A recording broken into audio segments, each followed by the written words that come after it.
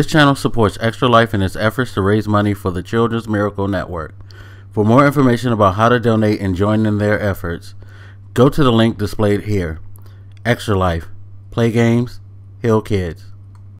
What up, everybody? This your boy Black Meg is back with another old game of Rant, and shit.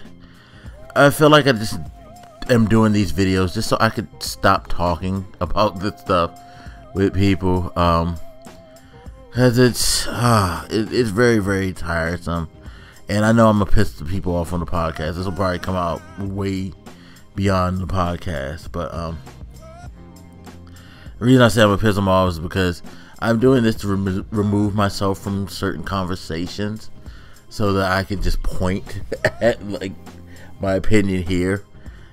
And I guess I don't know. Anyway, I didn't know why I said that, because I'm sure I'll just give my opinion, because people are gonna ask me questions and I'll say my piece and just leave it there. Anyway, so we're gonna talk about, as a whole, extra content, DLC, microtransaction, expansion packs, pretty much anything that is said to, as the publisher and developers write-up would probably say, quote unquote, enhance or extend the value of a game and give players more content that they want, end quote. Now, the end of that is partially true, because as I've said millions and millions of times, these companies wouldn't continue to do these things if there wasn't a market for it. There is someone out there who wants all this DLC, expansion packs, and these microtransactions. Again, I will put this out there. I have purchased all three at some point in time in my lifetime, be it recently or years ago. And I think most of us have indulged in that practice, including a lot of us who swear up and down how much we hate it, how disgusted we are with it, and how it needs to stop. Now, that it needs to stop, I could kind of get with, because it would be nice if we were in the era where companies had to complete games, like back when console gaming was in its infancy, and like especially when Nintendo started to hit its stride with the NES, and video game consoles became really, really popular. You did have to complete your game, simply because there was no way to build upon it. You know what I mean? There was no possibility of expanding upon something, fixing a bug, or anything like that, because you had cartridges. There were, static pieces of medium that under no circumstances could be changed at that time. So you basically, either you made the game as quality as possible, or you suffered the consequences. Well, as PC gaming grew, and yes, it has to do with PC gaming, people. Trust me on this. PC gaming grew, and PCs developed. People started to find ways in the PC gaming realm to initialize patches, expansion packs, and things like that. This is something that we did in the 90s with PC gaming. Late 80s, 90s, I would say, is when the rise of the expansion pack and patches really started to take shape. The advances in Windows and other operating systems helped, coupled with the advancement in software development, to create this new market on PC where you can expand a game, or you could fix a game with a patch. You know what I mean? You weren't just stuck with the end product anymore. And then, of course, things that were born off of that were like mods and stuff like that.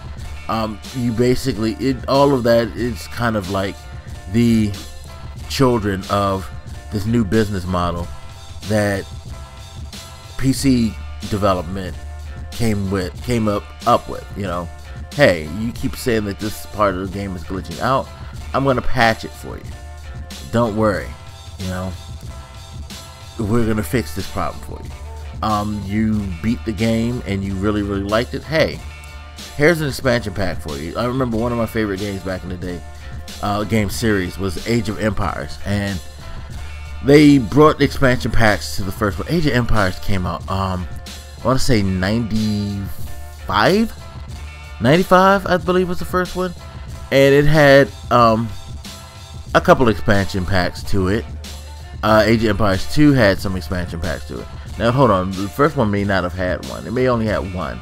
I have to look this up, and again, apologies if I'm wrong, but I know Age of Empires 2 definitely had expansions. So did Age of Mythology. It had its own expansion as well.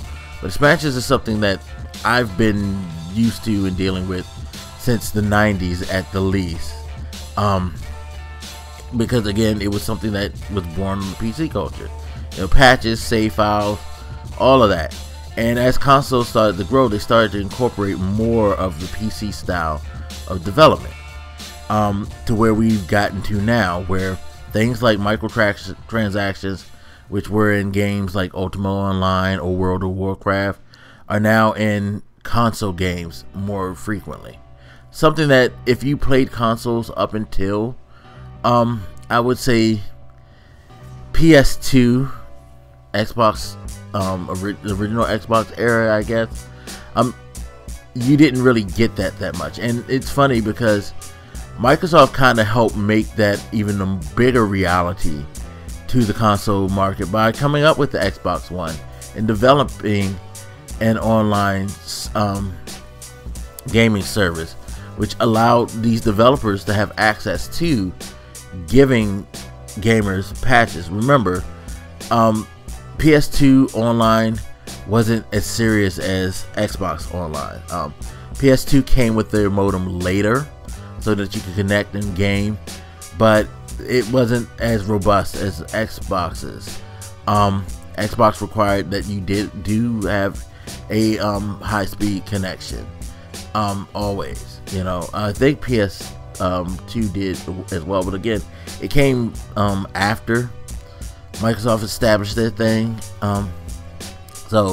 But that opened the era, because with PC you always had, you know, that type of situation. Even in the dial-up days, I could download a patch for a game on PC. I remember downloading patches for Diablo on dial-up.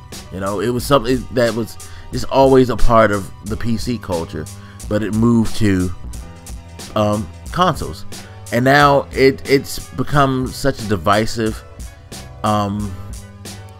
Become a very divisive thing. People are going up in arms. They're talking about how the industry is cheating them, how these developers are taking advantage, blah blah blah blah blah. When in reality, it's something that has been around for almost decades now. I just said Age of Empires, what, 95? So that's about 20 years. So I have at least 20 years of reference with patches, expansion packs, DLC, and a little under, probably 15, I would say, with microtransactions. So they started popping up a little later, as we got closer to the aughts, as they call the 2000s. So I say all this is to say that this is something that I'm used to, but I understand why a lot of people yell and scream about it, because it's something that you're not used to. It's something that you don't really have a reference to. It's something that you feel is new and threatening. The reality is it's not new, it's not threatening. It's a business practice that has gone on in gaming development for ages, and it's a business practice that in more ways than one you accept more than you are willing to admit. I think the thing is, a lot of this, and I've said this before, a lot of the anger towards it tends to go towards games that you don't really appreciate, or you don't care for, or you don't like.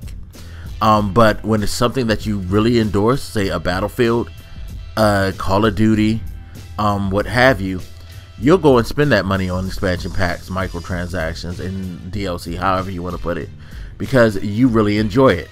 And that's the thing. I will continually say this. It's all about your brand of bullshit, people.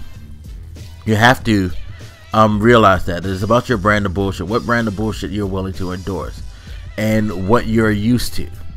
It's, you know, again, this is something that's becoming more prevalent, but I feel like it'll end up being just like PC. In a couple of years, we'll be so used to it that we probably won't even care to have this conversation again. This video will be useless. But that's just my opinion. Anyway, you guys hit me up. Let me know what you think, and I'll holler at you later. This your boy Black Megas, and I'm out. Deuces.